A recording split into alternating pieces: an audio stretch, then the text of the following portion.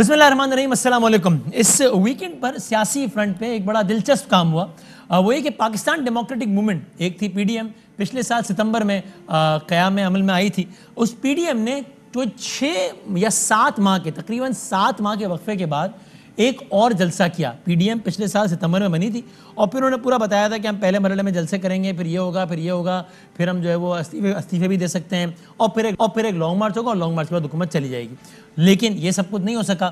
آخری جلسہ کیا پاکستان ڈیموکریٹک موومنٹ نے دسمبر میں، اور اس کے بعد جولائی میں دوبارہ جلسہ کیا، اور پھر دوبارہ بہت ساری باتیں، دعوے، وعدے، قسمیں، یہ سارا کا سارا معاملہ کیا۔ پہلے ذرا آپ کوئکلی دیکھیے کہ پی ڈی ایم 20 ستمبر جس دن ہوئی، اس دن سے لے کے اس سال مارچ تک الگ الگ موقعوں پر کیا کیا بڑے بڑے دعوے کر رہی تھی، ذرا دیکھیے۔ آل پارٹیز کانفرنس ملکگیر احتجاجی تحریک کے آغاز کا اعلان کر سلیکٹڈ حکومت کے دن گننے شروع ہو جائیں گے۔ جنوری کی ڈیٹ تو فائنل کال دی ہوئی ہے۔ ان کو دسمبر دیکھنے نہیں دیں گے، ہم لوہے کے چنے ثابت ہوں۔ پورے پاکستان کی جمہوری قوتیں ایک پیج پہ بھی ہے۔ اسلام آباد پہنچنے سے پہلے یہ حکومت گر جائے۔ روک سکو تو روک لو، لکھ لو۔ جنوری میں ہم عمران کو خداحافظ کہہ رہے ہیں۔ جنگ کا اعلان کر چکے ہیں، میدان جنگ سے پیچھے ہٹنا گناہ کبیرہ ہے۔ یا آر یا پار انشاءاللہ۔ اسلام آباد ہم آ رہے ہیں، استعفیٰ چھین کے رہیں گے۔ ہمارے درمیان میں کوئی درار پیدا نہیں ہو سکتا۔ 31 جنوری تک حکومت مستعفی ہو جائے۔ 26 مارچ کو لانگ مارچ کے آغاز کا اعادہ کیا گیا۔ یہ جو آپ نے دیکھا بلاول صاحب کہہ رہے تھے اسلام آباد ہم آ رہے ہیں، جلسہ تھا 13 دسمبر کا، پی ڈی ایم کا آخری جلسہ۔ پھر ایک اور جلسہ ہوا 27 دسمبر کا، جس میں مریم صاحبہ نے کہا تھا کہ عمران خان کہے گا کہ پی ڈی ایم میں لڑائی ہو گئی ہے، اور پھر واقعی پی ڈی ایم میں لڑائی ہو گئی اور اقتدار سے حکومت کو نکالتے پی ڈی ایم سے پیپلز پارٹی نکل گئی، اور اس کے بعد پی ڈی ایم نے اپنا ایک عرصے تک جو زیادہ وقت ہے وہ حکومت کے بجائے آپس کی بیان بازیوں میں صرف کیا۔ اس کے بعد پی ڈی ایم میں مائنس پیپلز پارٹی ایک دوبارہ مجتمع ہونا شروع ہوئی، اور پھر اب سے کچھ دنوں پہلے، تقریباً آج سے 1.5 ماہ پہلے، پی ڈی ایم نے ایک اور شیڈیول دیا کہ اب ہم اس تاریخ کو جہاں جلسہ کریں گے، پھر یہ کریں گے، پھر وہ کریں گے۔ کیا کہا پی ڈی ایم کا سربراہ مولانا فضل الرحمان صاحب نے، وہ ہم ابھی دکھا نہیں سکتے۔ اس کے بعد انہوں نے ایک نیا شیڈیول دیا کہ جناب ہم پہلے سوات میں جلسہ کریں گے، جو کہ کیا آپ نے دیکھا۔ اب جو ہے وہ کچھ دنوں بعد کراچی میں جلسہ ہوگا، پھر کہا کہ 14 اگست کو اسلام آباد میں ہم جلسہ کریں گے۔ تو اب آج کے پروگرام کے ابتدائی حصے میں ہم نے سوالات ہی رکھنے ہیں کہ پاکستان ڈیموکریٹک موومنٹ تو حکومت گرانے چلی تھی، یہ تو آگے کے بجائے ایک دائروں کا سفر نہیں کر رہی، بلکہ دائروں کے سفر کا بجائے کیا ایک پیچھے کا سفر نہیں کر رہی کہ پہلے اعلان کیا تھا کہ جلسوں سے آغاز کریں گے اور اسلام آباد کے لانگ مارچ پہ اختتام کریں گے، پھر دوبارہ جلسے شروع کر دیے۔ کیا کہا تھا مولانا صاحب نے، دیکھیے گا۔ ملک میں بڑے احتجاجی جلسوں اور عوام سے رابطے کا نظام بھی بنا لیا ہے۔ 4 جولائی کو سوات میں، 29 جولائی کو کراچی میں، 14 اگست کو اسلام آباد میں عظیم الشان مظاہرہ ہوگا۔ اب یہ مظاہرے چلتے رہیں گے۔ سوات میں کل پہلا جلسہ ہو گیا، جس میں ایک بار پھر مولانا فضل الرحمان صاحب نے ایک تاریخ تو نہیں دی، لیکن یہ ضرور کہا کہ عمران خان کے جانے کا وقت ہو گیا ہے۔ ان الفاظ میں انہوں نے یہ کہا۔ قومی سلامتی کے اجلاس میں وزیر اعظم ہوتے ہوئے بھی ان کو شرکت کی ضرورت نہیں پڑی، نہ کسی نے بلایا، نہ کوئی آیا۔ کبھی امریکہ کے خلاف بات کر لیتا ہے، کبھی برطانیہ کے خلاف بات کر لیتا ہے۔ او عمران خان سن لو، اڈے مانگے کب ہے کہ تم انکار کر رہے ہو؟ اس نے فضا مانگی ہے، ایئر اسپیس مانگا ہے، اور ایئر اسپیس تم دے چکے ہو۔ قوم کے سامنے جھوٹ مت بولا کر۔ Would you allow the American Air Force to use your airspace for those airstrikes? We are not going to be part of any conflict anymore. تم چلے ہوئے کارتوس ہو، چلا ہوا کارتوس دوبارہ بندوق میں نہیں دیا جائے گا۔ آج اس کے جانے کے دن قریب آ گئے۔ عوام کا جذبہ سلب نہیں ہوا۔ پاکستان سے اس ناجائز حکومت کا خاتمہ کر کے ہی دم لیں گے۔ یہ پہلا پی ڈی ایم کا جلسہ تھا کہ جس میں پی ڈی ایم کا بڑا اور باقاعدہ پہلا جلسہ تھا، جس میں شہباز شریف صاحب نے خطاب کیا۔ مریم نواز شریف صاحبہ نے خطاب نہیں کیا، شرکت بھی نہیں کی۔ میاں محمد نواز شریف صاحب نے بھی شرکت نہیں کی۔ شہباز شریف صاحب نے پی ڈی ایم کے پہلے بڑے جلسے سے خطاب کرتے ہوئے عمران خان صاحب کا جو نعرہ ہے کہ پاکستانیوں آپ نے گھبرانا نہیں ہے، اس کے مقابلے میں اپنا ایک نیا نعرہ پیش کیا اور وہ یہ تھا.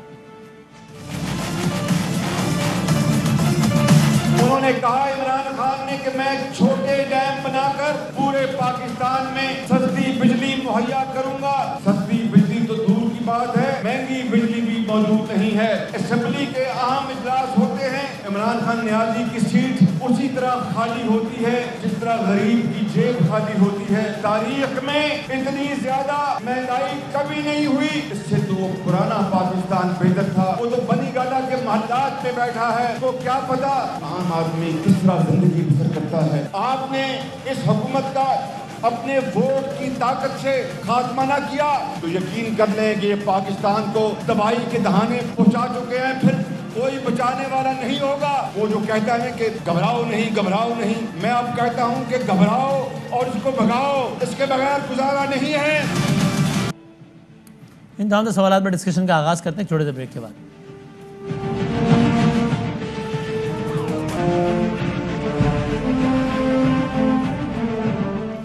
جناب علی خوش آمدید کہتے ہیں آپ کو مہمانان گرامی میں ہمارے ساتھ تشریف فرما ہے گورنمنٹ سائڈ سے chairperson of parliamentary special committee on Kashmir جناب شہریار خان آفریدی صاحب M N A of course. Sir بہت شکریہ, بہت نوازش.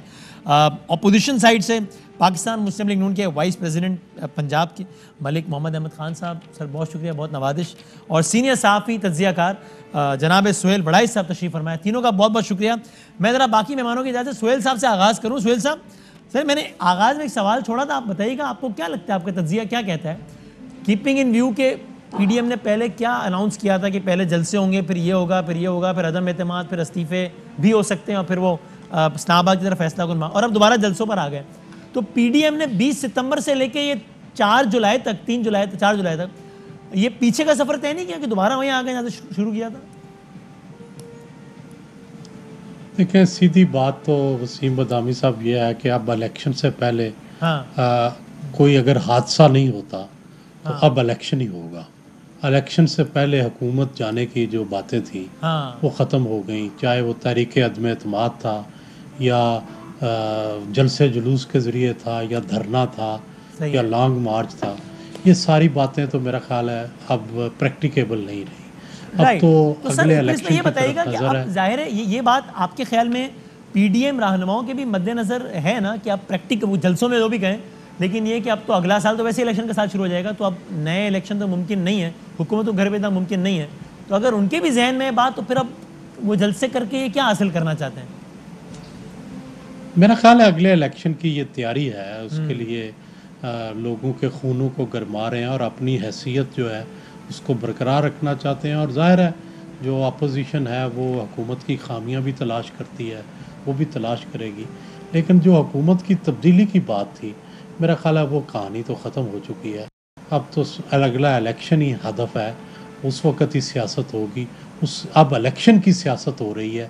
اب جو بھی جلسے جلوس لانگ مارچ جو بھی ہوگا وہ الیکشن کے لیے ہوگا, اب حکومت کی تبدیلی کے لیے نہیں ہوگا. انٹرسٹنگ. سر میں اس میں دوبارہ آتا ہوں آپ کے پاس. ملک احمد خان صاحب, سر آپ بتائیے گا کہ یعنی کیا پی ڈی ایم میں بھی یہ ریئلائزیشن ہے کہ اب جو بھی ہے اب حکومت تو نہیں جاتی, اب اگلا الیکشن ہی ہے, یا نہیں آپ کا موقف ابھی بھی یہ ہے کہ ہم یہ جلسے کر رہے ہیں عمران خان کو گرانے کے لیے, اور گرا دیں گے جس طرح آپ کہتے تھے پچھلے میں نے بیانات چلائے بریک سے پہلے کہ آپ کہتے تھے گرا دیں گے, دسمبر میں گرا دیں گے, جنوری میں گرا دیں گے, فروری میں گرا دیں گے.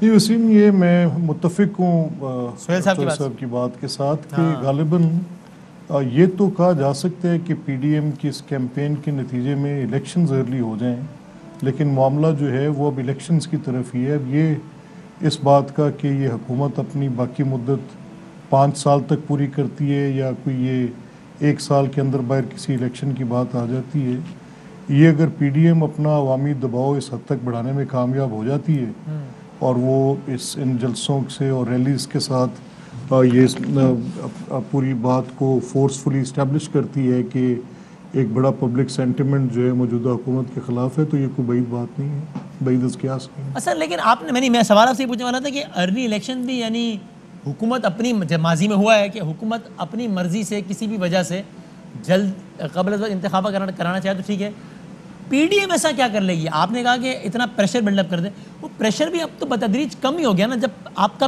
پیک تو گزر گیا نا, اب تو آپ میں ایک پارٹی کم ہے, یعنی کہ اس کے ہمدرد کم ہے. اب تو یہ relatively divided P D M ہے, تو جب بہت تگڑی پی ڈی ایم کچھ نہیں کر سکی تو یہ نسبتاً کمزور پی ڈی ایم کیسے گورنمنٹ کو مجبور کر دے گی ارلی الیکشن میں؟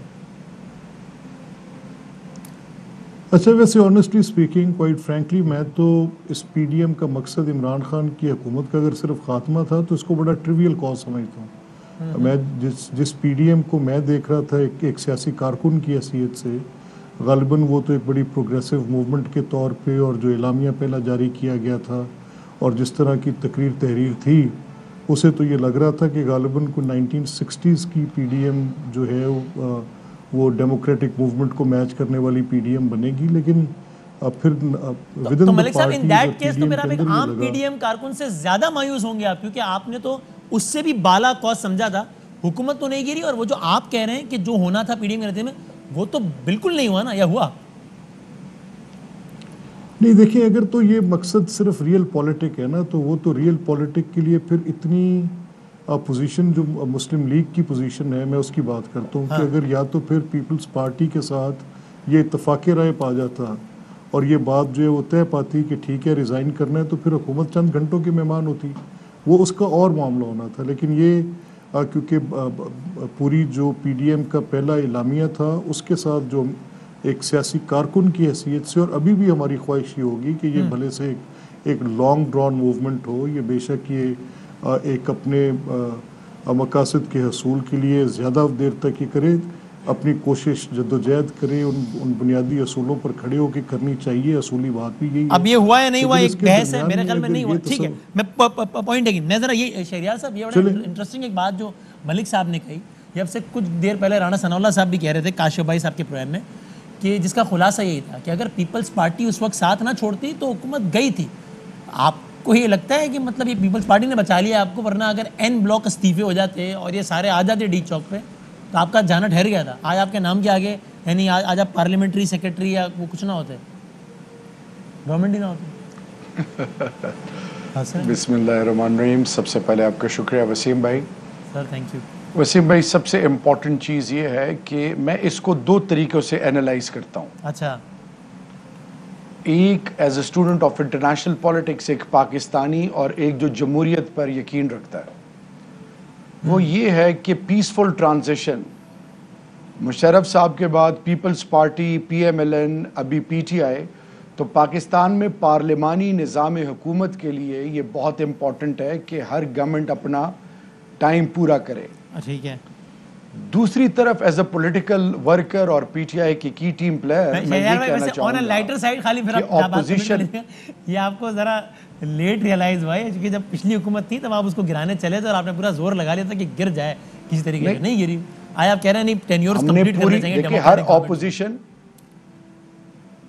ہر اپوزیشن ہر پارٹی کی ایک کوشش ہوتی ہے کہ پارلیمنٹ میں وہ کسی نہ کسی طریقے سے وہ رول جو ان کو دیا گیا ہے وہ اپنا ادا کرتے رہیں. ابھی میں اپوزیشن کو حکومت گرانے کا رول تو نہیں دیا ہے, کنسٹرکٹیو کرٹیسزم کر کے حکومت پہ دیکھیں, نہیں, اپوزیشن اگر رولنگ پارٹی ڈیلیور نہ کر رہی ہو, رولنگ پارٹی کے پاس ریلیونٹ ایکسپرٹیز نہ ہو, وہ پاکستان کے مفادات اور عوام کے بیچ میں وہ رول پلے نہ کرے جو کلیدی ہے, تو پھر تو obviously you don't have any choice.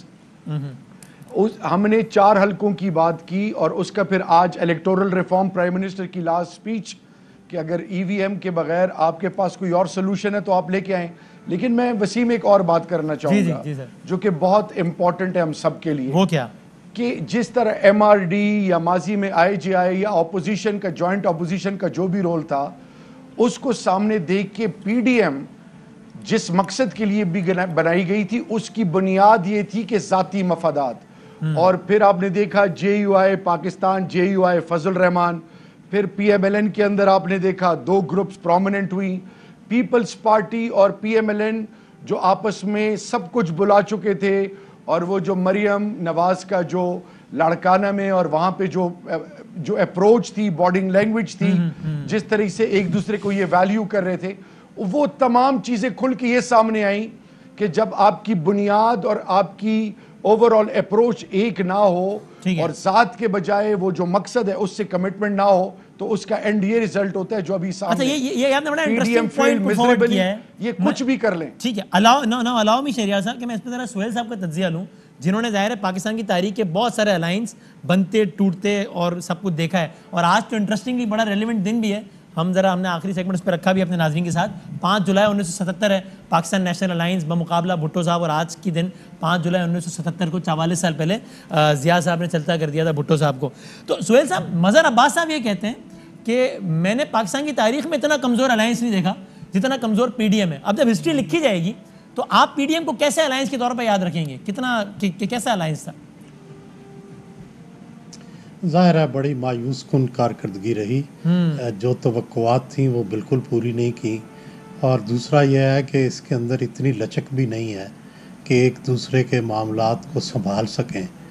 جب ایک دفعہ ناراضگی ہوئی تو توقع تھی کہ معاملات کو لچک دکھا کے حل کر لیا جائے گا.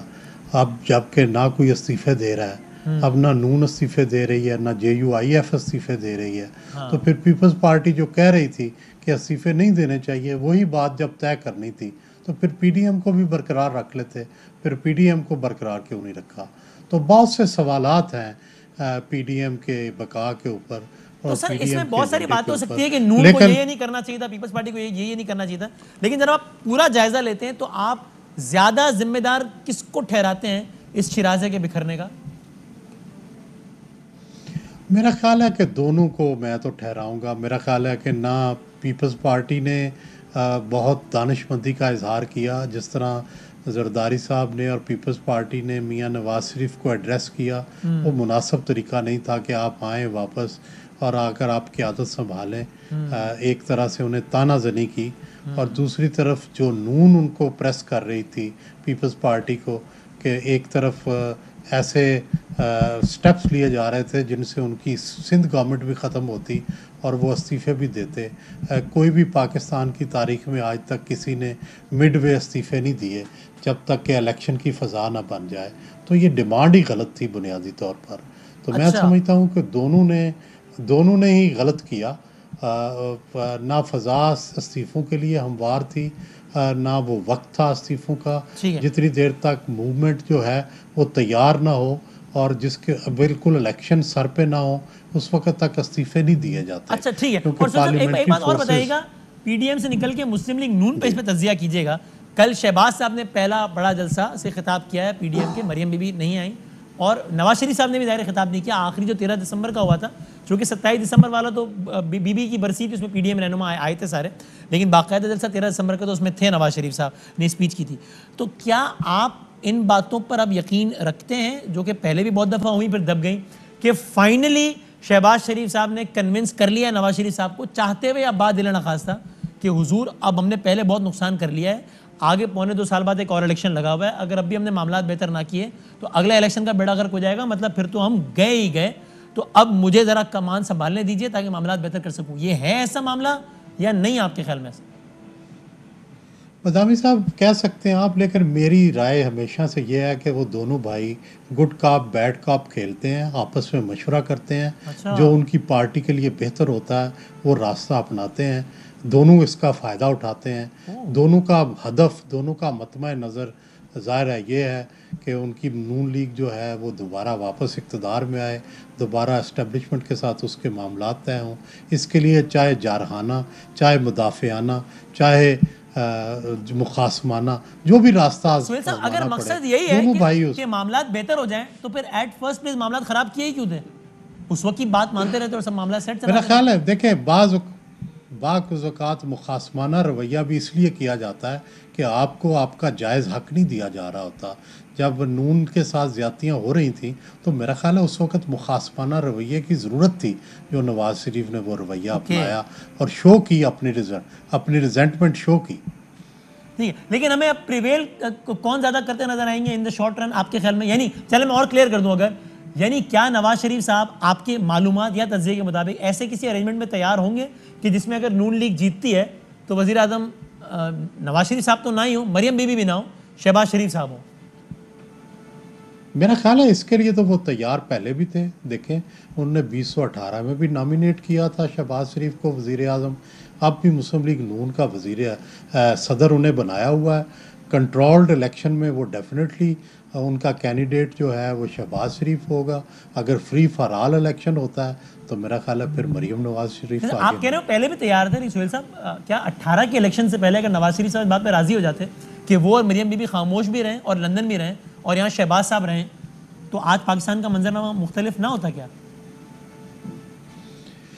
نہیں دیکھیں یہ تو ifs اینڈ بٹس ہیں. دیکھیں سوال تو یہ ہے کہ جب یہ کہا گیا کہ بھئی شہباز شریف وزیر اعظم ہوں گے, ان کو ٹکٹ دیا گیا, وہ وزیر اعظم وہ پارٹی کی قیادت ان کو دے دی گئی, تو اس کے بعد وہ مذاکرات بھی کرتے رہے اسٹیبلشمنٹ کے ساتھ, اپنی حکومت بنانے کے بارے میں بھی بات چیت کرتے رہے. تو وہ پھر سارا کیا تھا؟ سوال تو یہ ہے کہ جو شرائط تھی باقی وہ نہیں مانی. نہ شہباز شریف نواز شریف کو نہیں چھوڑنا چاہتے تھے, وہ یہ نہیں کرنا چاہتے تھے کہ وہ بالکل ڈمپ کر دیں اپنے بھائی کو, جبکہ شرط یہ تھی کہ ان کو ڈمپ کیا جائے. رائٹ. اچھا اب ملک احمد خان صاحب یہ بات میں نے کچھ اور تجزیہ کاروں سے بھی سنی ہے. سہیل صاحب سے بات سننا میرے لیے ذرا زیادہ انٹرسٹنگ بھی, اور ظاہر ہے آپ بھی اس بات کو ہم سب مانتے ہیں کہ سہیل صاحب کا تجزیہ بڑا جامع اور ظاہر ہے بڑی ایک زبردست اوپینین رکھتے ہیں. سہیل صاحب بھی ہی بلیوز کہ یہ گڈ کاپ بیڈ کاپ کھیلا جاتا ہے, اصل مقصد جو ہے وہ اسٹیبلشمنٹ سے معاملات بہتر ہوں اور اقتدار کا اصول ہوتا ہے, باقی ایک گڈ کاپ بیڈ کاپ دونوں بھائی کھیل رہے ہوتے ہیں. ملک صاحب دیکھیں وسیم, یہ تو ایک انڈسپیوٹیڈ فیکٹ ہے کہ شہباز صاحب اپنی ساری زندگی 35 سال I've yet to see a brother and a committed worker جو اپنی بھائی کے لیے اور اپنے پارٹی قائد کے لیے شہباز صاحب سے زیادہ کوئی ہوگا.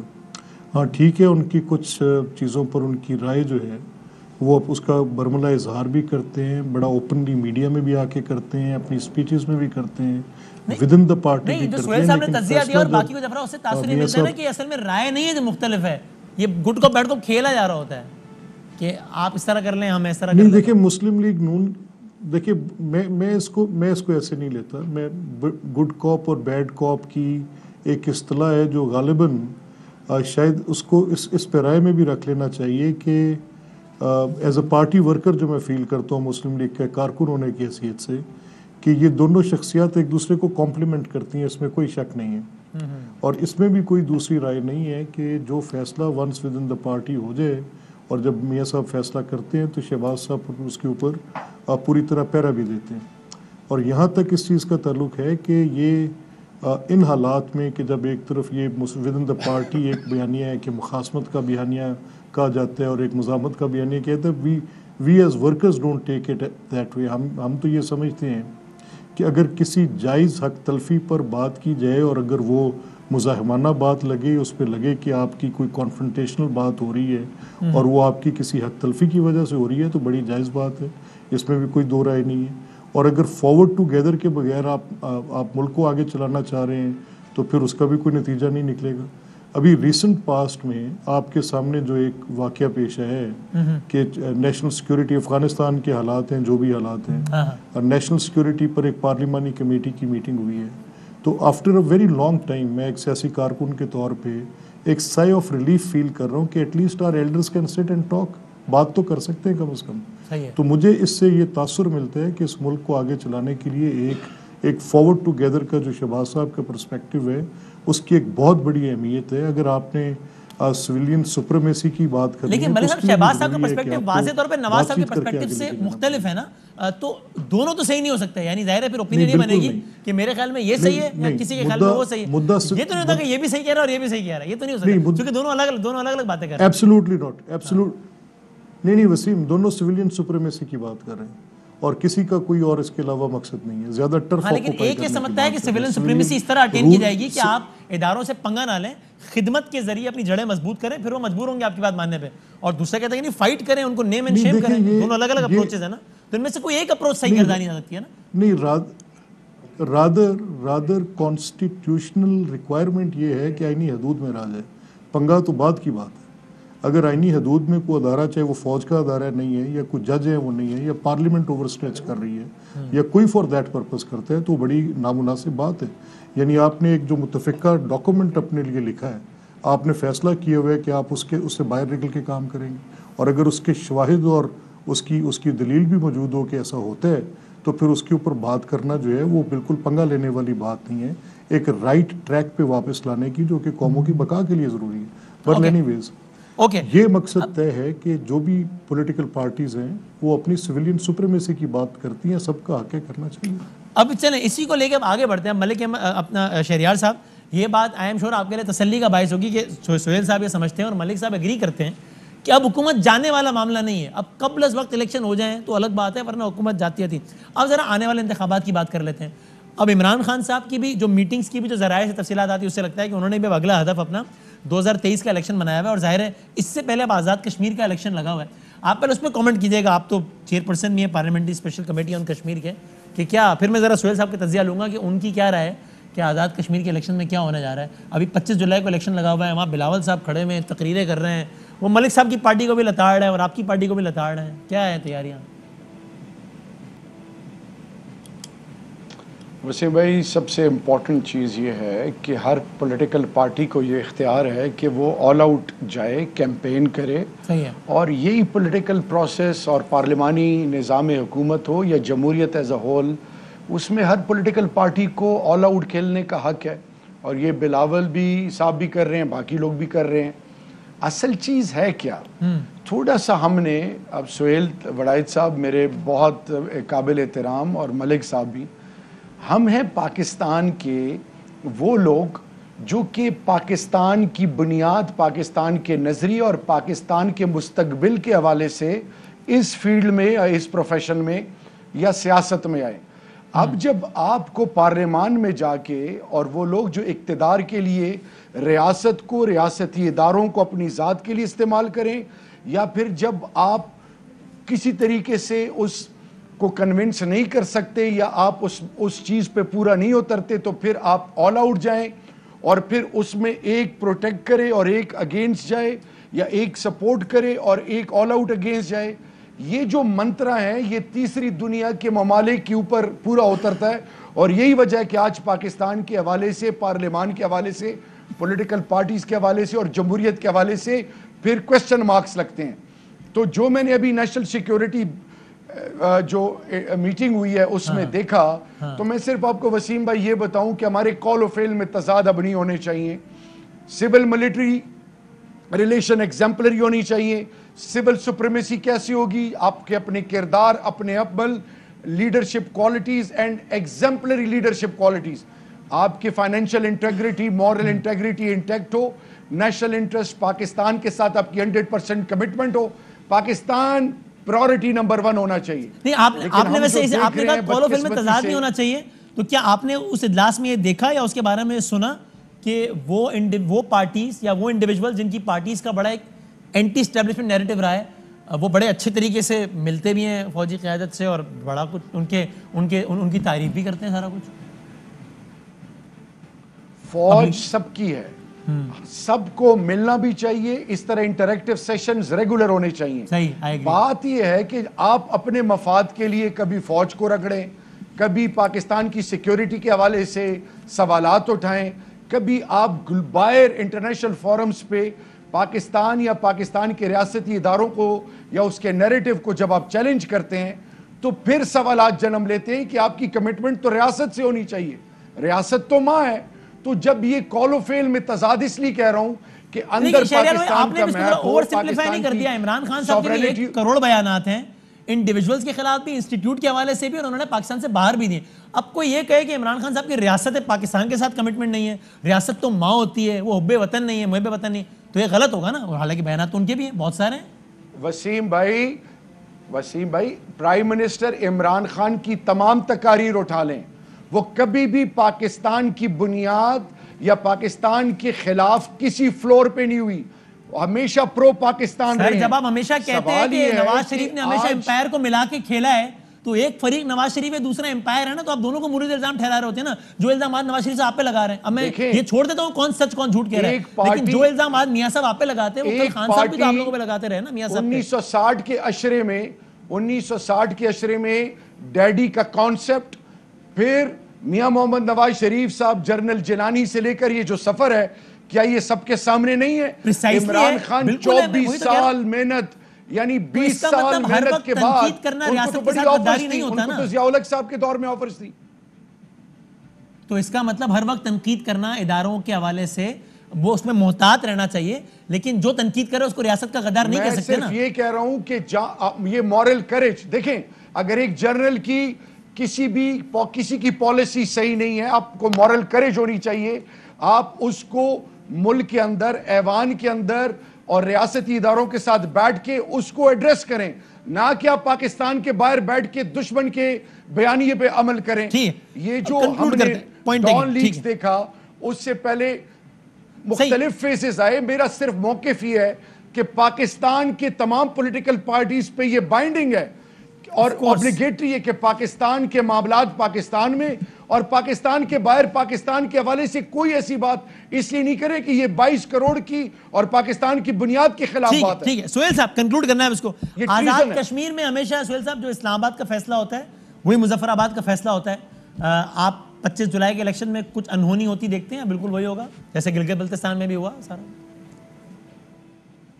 جی, زیادہ تر چانسز یہی ہوتے ہیں کہ لوگ فیڈرل گورنمنٹ کی طرف دیکھتے ہیں, کیونکہ فنڈنگ فیڈرل گورنمنٹ کرتی ہے, ڈیسیژن میکنگ فیڈرل گورنمنٹ کرتی ہے, تو اس لیے زیادہ لوگ کنوینئنٹ فیل کرتے ہیں. وہ فیڈرل گورنمنٹ جو ہوتی ہے اسی کی طرح کی گورنمنٹ بناتے ہیں. لیکن ظاہر ہے آزاد کشمیر تھوڑا سا ڈیفرنٹ یہ ہے کہ اب وہاں پالیٹکس پرانی ہو چکی ہے. پیپلز پارٹی کی پاکٹس موجود ہیں, نون کی پاکٹس موجود ہیں. وہ پاکٹس تو نظر آئیں گی, لیکن میرا خیال ہے کہ آپ کی بات درست ہے, زیادہ تر لوگ جو ہیں وہ فیڈرل گورنمنٹ کے ساتھ جائیں گے. صحیح. اور چونکہ ہم نے جب بلاول جب گلگت بلتستان بھی پہلے سے جا کر بیٹھ گئے تھے تو ایک فضا بنی تھی کہ شاید کچھ کمال ہو جائے, لیکن نتائج میں وہ اس انداز سے ریفلیکٹ تو نہیں کیا جب گلگت بلتستان کا نتیجہ آیا تھا. اب سہیل صاحب, اور یہ 2023 کے الیکشن میں بھی ابھی یہ سوال الیکشن ٹرانسمیشن میں زیادہ ہوتا ہے, لیکن آج ہم آگے کا منظرنامہ ڈسکس کر رہے ہیں. تو آج اس وقت کی جو بھی ریالٹیز ہیں گراؤنڈ میں, پاپولیرٹی کس کی کتنی, اداروں سے تعلقات, سارے عوامل مد نظر رکھتے ہوئے جن پر ہم بات کریں یا نہ کریں, آپ کو اگلا الیکشن, اگلا انتخابی مارکا کس کی فیور میں زیادہ نظر آتا ہے چھپتا ہوا؟ دیکھیں جی, اس وقت اگر پنجاب میں آج کی موجودہ صورتحال دیکھی جائے تو اس میں تو نون اور پی ٹی آئی کا مقابلہ ہے, جس میں نون کو تھوڑا سا ایج حاصل ہے, لیکن پی ٹی آئی کا ووٹ بھی بڑا ہے کیونکہ 2 پارٹی سسٹم کی طرف ہم گئے ہیں. لیکن میری یہ رائے ہے کہ اگلے الیکشن سے پہلے یا نون ٹوٹے گی یا پی ٹی آئی ٹوٹے گی. جو پارٹی ٹوٹے گی دوسری پارٹی جیتے گی. اور امکانات کس کے ٹوٹنے کے زیادہ ہیں؟ دیکھیں ابھی 50-50 ہیں. دیکھیں اگر تو پی ٹی آئی کو دوبارہ موقع ملنا ہے, پی ٹی آئی کو دوبارہ موقع ملنا ہے تو پھر نون کے اندر گروپنگ کی جائے گی. لیکن اگر پی ٹی آئی کے اندر گروپنگ ہوتی ہے تو اس کا مطلب ہے پھر پی ٹی آئی کو موقع نہیں ملے گا. اور سر نون جس فیکٹر کو اپنے ہار کا سبب گردانتی ہے کہ ہمارے ساتھ جو ہے وہ معاملات فیر نہیں رہے سارا کچھ, تو یعنی وہ ایلیمنٹ تو برقرار ہے ابھی تک یا نہیں؟ میرا خیال ہے کہ اگر تو کنٹرولڈ الیکشن ہوا تو ڈیفینیٹلی پھر تو نون کا چانس نہیں ہے, لیکن نون کا اس فیکشن کا چانس ضرور ہے جس کو شہباز شریف لیڈ کرتے ہیں, کہ اس کو چانس ملے اگر پی ٹی آئی کو نہیں ملے. لیکن دوسری طرف اگر فری فار آل الیکشن ہوتا ہے, جس طرح سے کبھی 88 کا الیکشن ہوا یا اس طرح کے کچھ چند الیکشن 70 کا الیکشن ہوا, تو پھر شاید مریم جو ہے وہ سب سے بڑی کرزمیٹک لیڈر جو ہے وہ ثابت ہوں گی الیکشن کی. ابھی ظاہر ہے بڑا بحث طلب موضوع میں مزید سوال. جاتے جاتے ملک احمد صاحب ایک بیان سنواتا ہوں, شاہد خاقان صاحب اس پہ کامنٹ تو کر دیں, پھر اندر کچھ کر دیں. شاہد خاقان بھائی صاحب نے کہا, دیکھیے ذرا سنائیے. بڑی جماعتیں اپوزیشن میں ہیں, اس کے باوجود اسٹیبلشمنٹ حکومت کے ساتھ ہے. جب آپ حکومت میں ہوتے ہیں تو وہ اپوزیشن کے ساتھ ہوتی ہے. یہ ایک بڑی لمبی ڈیبیٹ ہے, اسٹیبلشمنٹ کیا کرتی ہے, کیوں کرتی ہے, ان کے اپنے محرکات ہیں. جب ان کے پاس چوائسیز ہوتی ہیں تو وہ حکومت کے خلاف بھی ہو سکتے ہیں, حکومت کے ساتھ بھی ہو سکتے ہیں. آج شاید پاکستان کی تاریخ کا پہلا موقع ہے کہ اسٹیبلشمنٹ کے پاس چوائس نہیں ہے. آپ چوائس نہیں بن سکتے. نہیں, ہم چوائس بننا نہیں چاہتے. فیصلہ تو کہتے ہیں میں پاؤں پکڑ لوں گا میاں صاحب. شہباز صاحب جذبات میں انہوں نے ٹی وی پر وہ بات کر دی جو شاید ہمیں پبلکلی نہیں کرنی چاہیے تھی, لیکن یہ ہر شخص کا اپنا بیان کرنے کا طریقہ ہے. ہاں جی ملک صاحب فائنل کامنٹ کر دیں.